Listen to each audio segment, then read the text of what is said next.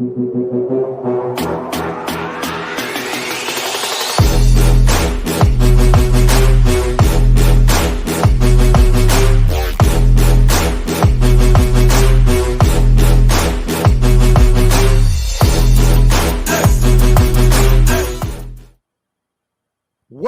to the King and Chapman Show. It is Friday, May 17th. I am Brent Chapman, and with me is the original Fab One, Jimmy K.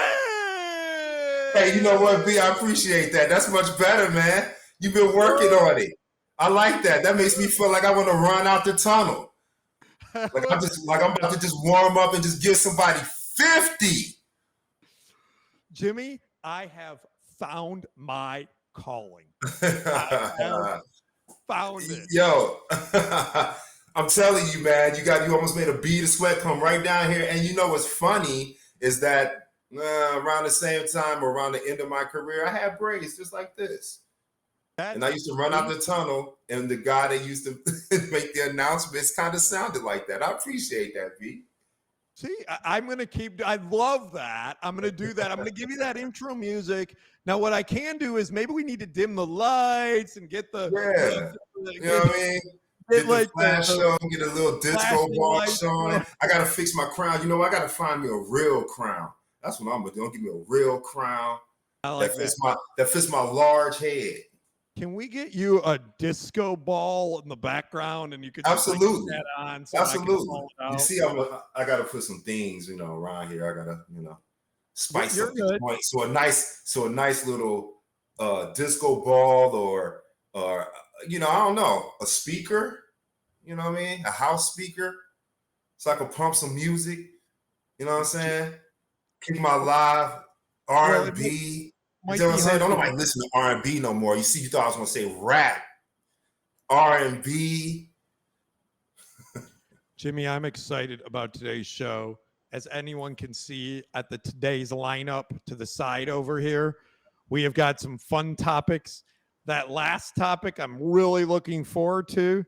But first, we're going to jump into the NFL. The NFL schedule was released 2 days ago. And I mean, this is kind of the most hyped non-event, if you ask me, Jimmy. Like, I mean, really, we're having national primetime TV shows to release a schedule. And by the way, we already know who everyone's going to play. We just don't know when, but we got the opening game and we got the first Monday night game and we got the game where Aaron Rodgers is going to blow out his other MCL, and you know this is the machine. We got Thanksgiving and Christmas and who's going to play when are the defending champs? So all these things. Hey, B, yeah. you know when you're in business, right? You're a businessman. You're a great businessman. That's how we met, right? I love your business acumen. You know what it is. This is the ultimate drip campaign. You know what I'm saying? They dangle the fruit in front of you and just like, hey, you know, look at what we got coming up. And then it's like, oh, well, guess what? We're just giving you the matches. We're not going to give you the dates. You know what I mean? That's just great marketing. You can't be mad at them. A whole day. And I don't know if you saw this, Jimmy. Now a big thing is each team does their schedule release video, and there's like all these videos and they're actually pretty funny. Like the Buffalo Bills one was Josh Allen was living inside the stadium construction site where they're building the new stadium. Like they're kind of funny. But Jimmy, let me ask, well, I'm going to tell you first what I think my favorite matchups from the schedule are, and then I'll ask you what you're looking at. I got two that I like, and I think you're going to like them both. The first one that I like, and I have to pick, is my Buffalo Bills. Of course. Against the Houston Texans in Week 5. I think that's going to be an exciting game. No doubt. You've got a Bills team that's been pretty good the last few years. You've got an up-and-coming Texans team who has Stephon Diggs now, from Buffalo. Yep. And I think that's going to be a fun one to watch. I think there's going to be a lot of emotion there, and I think that's going to be a great game. Then my second game that I'm really looking forward to is the next week in week 6, and that is our hometown Detroit Lions coming here to Dallas to play the Cowboys. And why I think that's such a great game is we remember how Detroit got screwed at the end of the season last year by that referee not making the left tackle eligible or whatever. It was the worst call of the season and cost Detroit the game. And I think the Lions are going to come back down here and put retribution, baby. Smackdown on the Cowboys. It's retribution, baby, no doubt. It's the D versus Big D. You know what I'm saying? And it's going to be awesome. I think that might be the first game I go to attend at AT&T Stadium. I'm going to have to do it. Oh, absolutely. Oh yeah, I've been kind of upset with the Cowboys, so I've been kind of all right. Jimmy, here's what I'm going to do. Not a fair weather fan. Jimmy, here's what I'm going to do. I'm going to make a few calls in the next couple days, and I'm going to make sure we get sweet tickets for that game. Okay, so we can do the game. We can do the game in style. Okay, we'll watch our Detroit Lions. You know, Jimmy, I got to tell you this because I think it's kind of interesting here, and I want to get your thoughts on this. You know, being a professional athlete, how much this matters. So, looking at the schedule, 5 teams with the most travel miles. So this is over the course of the season, how far they have to travel to their games, right? So the Chargers have to travel 26,800 miles over the course of the season. The Dolphins are 25,800. The Seahawks, 25,700, and so on. Those are the top 3. Doesn't matter. I think it matters. I think it matters. I think if you're the Chargers or the Dolphins, that's going to wear you down over the course of the season. Do you agree with that? I would think so in basketball, but in football, I don't think so. I think you have the autonomy to get there a week ahead, or no, I'm sorry, not a week ahead, but a couple days ahead, of days, depending on your scheduling, at least a few days ahead, so you can get acclimated to the time zones.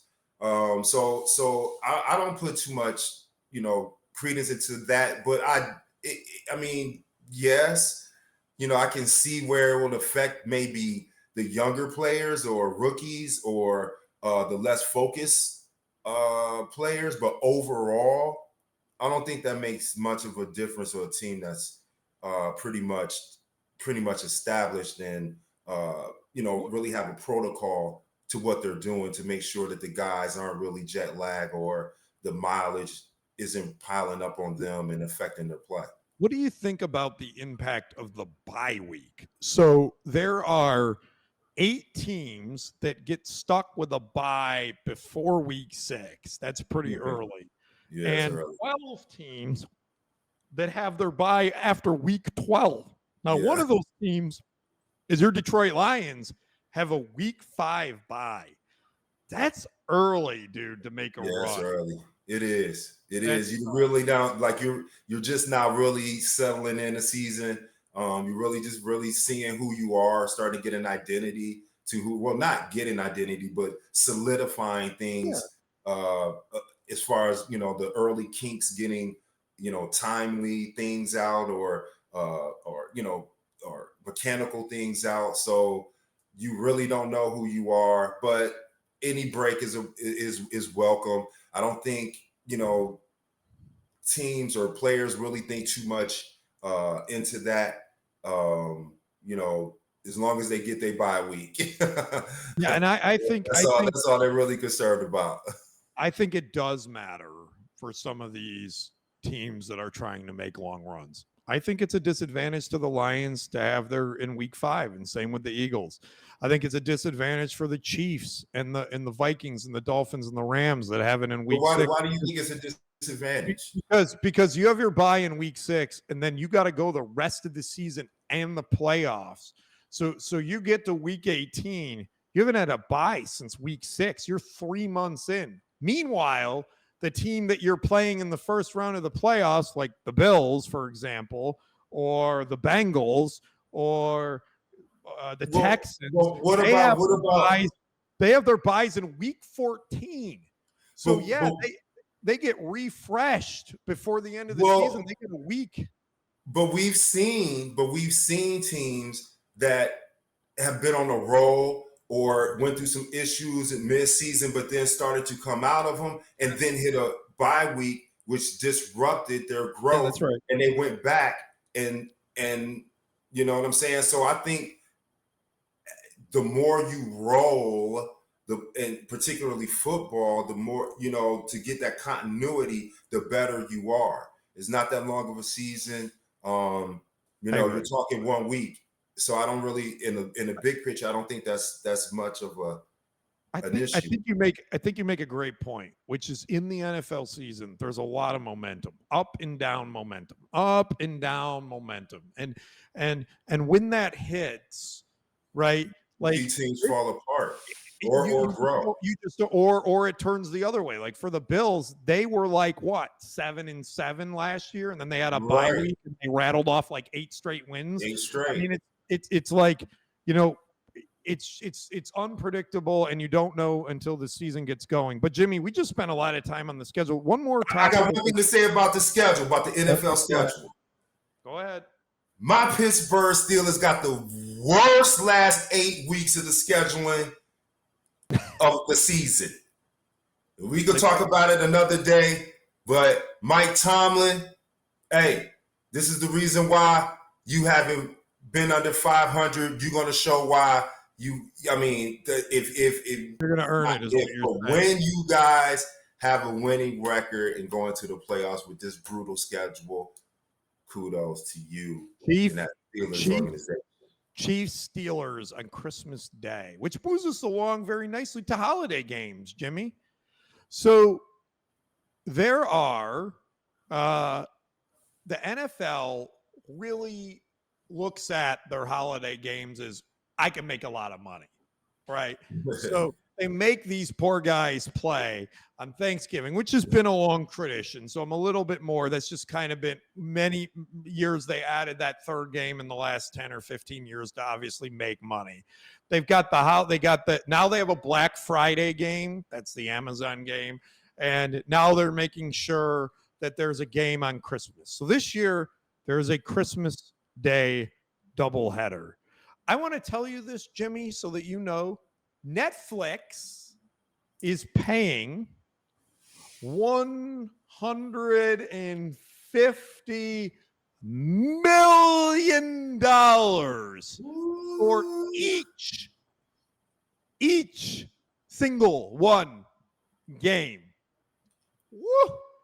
Are you shocked by the price the NFL charges for these holiday games? Absolutely not. Have you seen everybody and how they're streaming? And everybody, I mean, they showed you to prepare yourselves on Thursday nights that you had to get a service to watch the games. So this is just a part of their model. They're showing you that this is what we do to make money, or how we plan to make our money on a interactive digital stage. So, it's just, you can't be mad at the machine. And the proof is in the pudding. 150 million each says it all. Now, Jimmy, there's a whole nother conversation here, and I'm sure we're going to have it in the future, especially when we get into the NFL season. But this subscriber-only games, right? There's a real discussion there about, is that fair to the NFL fan? Like they put the Peacock game. No, for me, I got kids, and I got every paid app station on the planet. I don't care. I got ESPN Plus. I got Paramount Plus. I got Disney. Peacock Plus. I got Disney Plus. Disney running. Plus. I got the Fab 5 Plus. I got all the pluses. I got them all.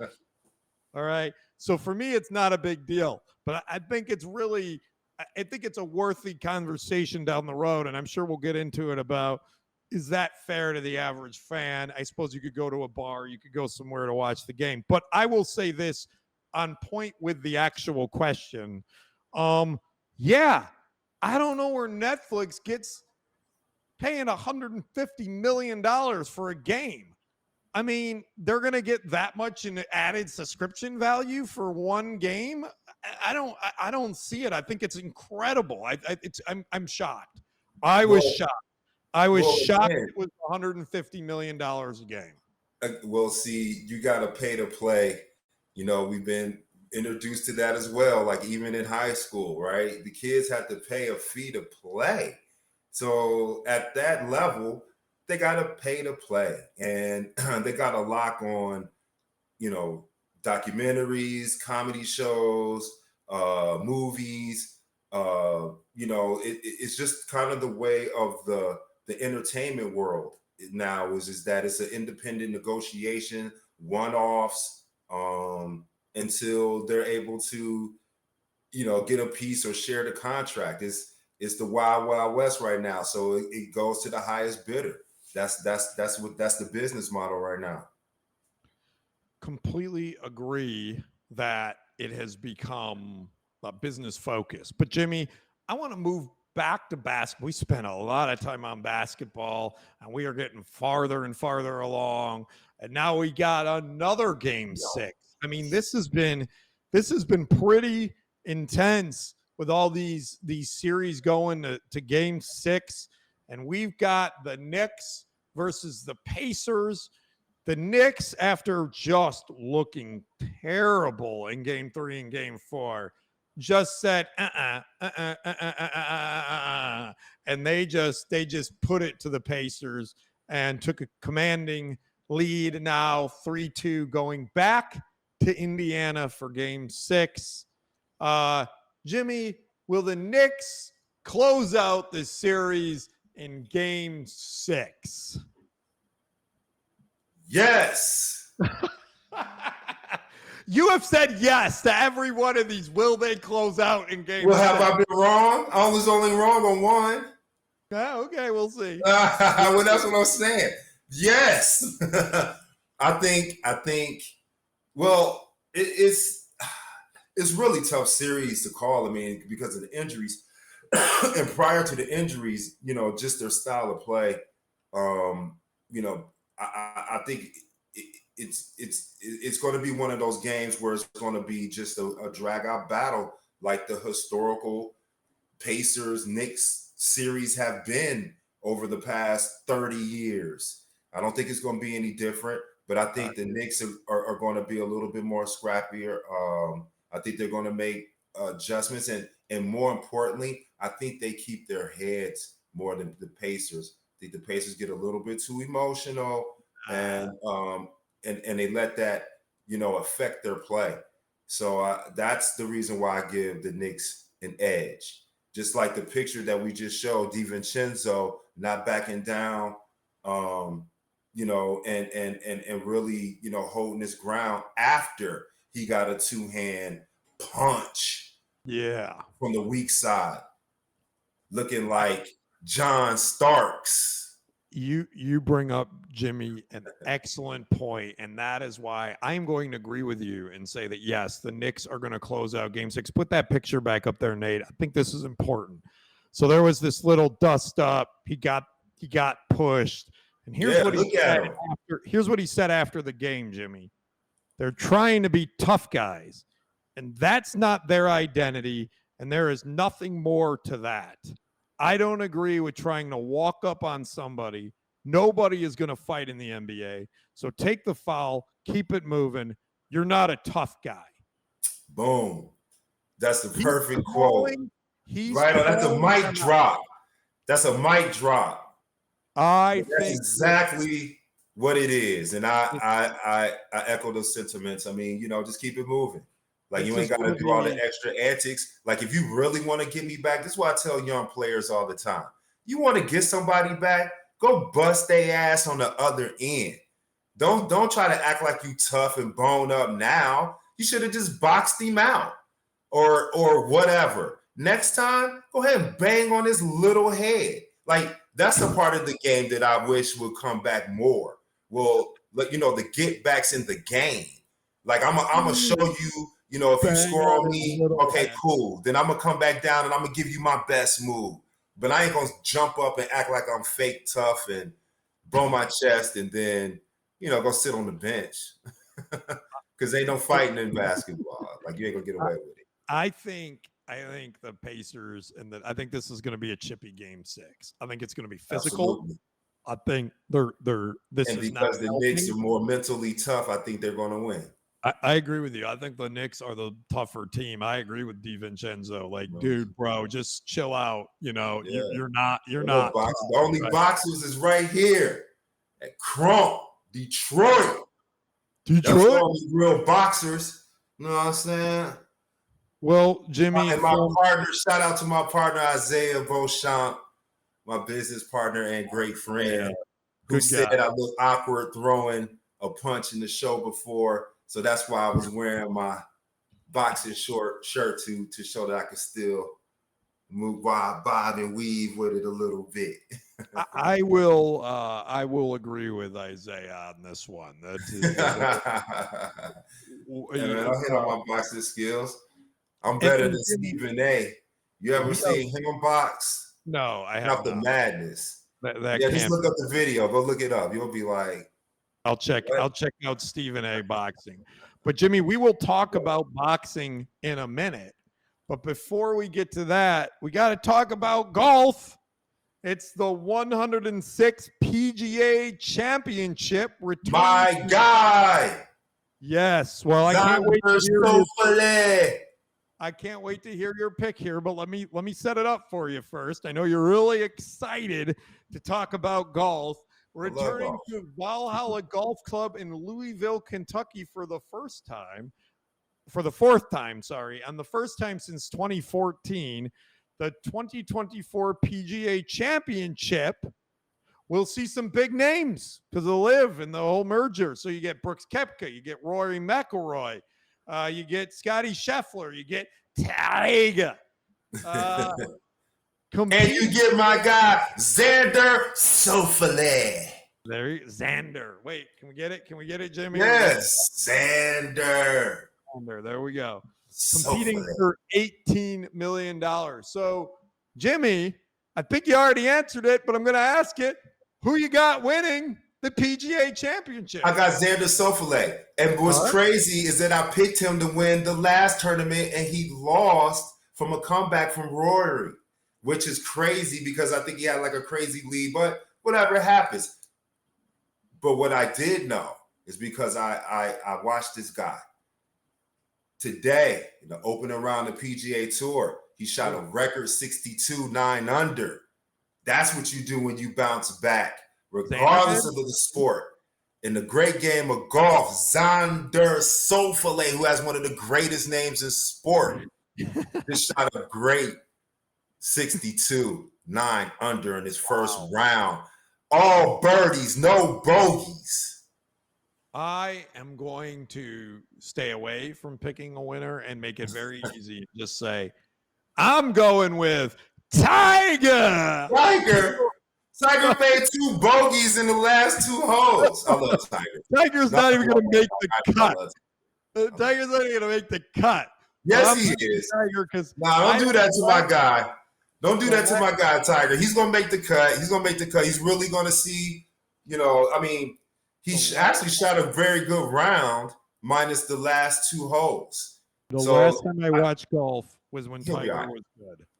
So Tiger will be all right. He'll be all right. All right. So I'm moving on to boxing now because we got a fight, and we've got more than just a fight, as Tyson Fury calls it, a legendary fight, right? Yeah. The fight of the century. Okay. Now, I'm like, why does this guy think this is the fight of the century? So I will explain it to you, Jimmy. Okay. He is fighting Tyson Fury, 34-0-1, is fighting Alexander Usyk, 21-0-1. and I 0. love the name. Now, here's why this is a special fight. The winner will be crowned boxing's first undisputed heavyweight champion since 1999 when Lennox Lewis beat Evander Holyfield when boxing was awesome. Ooh. Lewis will be there. Holyfield, they'll be there Ooh. at the fight, watching the fight. Right now, Usyk is number Yeah. 3. Fury is number 10. We got a fight. Jimmy, is Fury Usyk the fight of the century? Well, if that's what's on the line for this fight, and it's the first in 25 years, then I guess you could say it's the fight of the century or quarter century. You know, I mean, Tyson Fury deserves to say that if it's true. He's 34-0. He's fighting a guy that what's his record? What's Usyk's record? 21-0. 21-0. So the first one to go down is the first to lose. It's going to be interesting. And Tyson, you know, is a boxer. You know, like he's going to piece him. He's going to have his awkward hands and stance and body, and he's going to do his thing out there. It's going to look like he's not really doing anything, and then he's going to 1-2 piece him up. You know, but calling it the fight of the century, he deserves that right, or he reserves that right to call it that if they're both undefeated and the first time that the winner will have a united hold in the belts in 25 years. That's huge. Yeah. I'm going to tell you this, Jimmy. It's not the fight of the century. I'll tell you what the fight of the century is. The fight of the century is in 2 months. No. My guy, Iron Mike. No. He's on the YouTube guy. You know what? My fight of the century. That may be the fight of the century. You know why? Because he may kill him on live streaming service. Jimmy, he's coming out to hurt my man seriously. He's already put the hit out on him. He already let him know what it is. If you haven't seen the video of Mike Tyson training, look it up. And if you haven't seen the video of my guy who's going to get slaughtered, he needs to years younger than him, but he is going to get murdered. Jimmy, I have to say this. He's going to make him go back to wrestling. I want this to happen, Jimmy. I want the winner of Fury versus Usyk to fight the winner of Tyson versus Paul. This is what we need. We need Jimmy to be like George Foreman was. We need to get it sanctioned, right? How do we get that sanctioned? It's simple, Jimmy. They let George Foreman fight when he was 41. Let Tyson fight at 53. But he's a boxer, though. Paul really isn't a boxer, and Mike is retired. That's how they got this. You know what I mean? Like, I don't know how that's going to work. I want and after Jake take this beating, though, yeah, this might be his last little go round. Like I'm really concerned for him. For you think he's gonna die? You really think he's? I'm serious. Die? Like I'm concerned for him. Like he's playing around and Mike's not. That's a recipe for disaster. There's one guy. Have you seen his training video? Jake Paul's now, not Mike's. Mike's is like, yo, he's in there looking like he's in the element, like. And then you look at Jason, you like, hey man, like if I was in his camp, I'd be like, say, dog, look, this is what's gonna happen. All right, we gonna blame it on some freak training accident. You ain't going in there with him. Like we just ain't. We're not gonna let you do that. Like if anybody around him loves him, then I don't care what the public says because I know everybody wants to see it, including me. But his people around him, please don't let him go into that ring. Oh, he's going to go into it, and it's going to be great. And then we're going to get Tyson versus Tyson. Tyson Fury versus Mike Tyson. That's what I want. know what? Please make that happen. There's Please certain things that just shouldn't be, all right? that And needs this to is be. one of them. This Jake Paul, Mike Tyson should not be happening. Jimmy, and this next topic, I really stretched from sports to this, but yeah, because after 30 years, Jimmy, 30 years, one of the greatest sports movies of all time has announced a sequel. Yes, Jimmy, Adam Sandler is back as Happy Gilmore. There he is. Netflix announced yesterday that Netflix in the game. Netflix is in the game. This is worth $150 million. Netflix is producing Happy Gilmore 2. And Adam Sandler is confirmed to be back. Nothing else is confirmed. But who cares? Because we get Happy Gilmore again.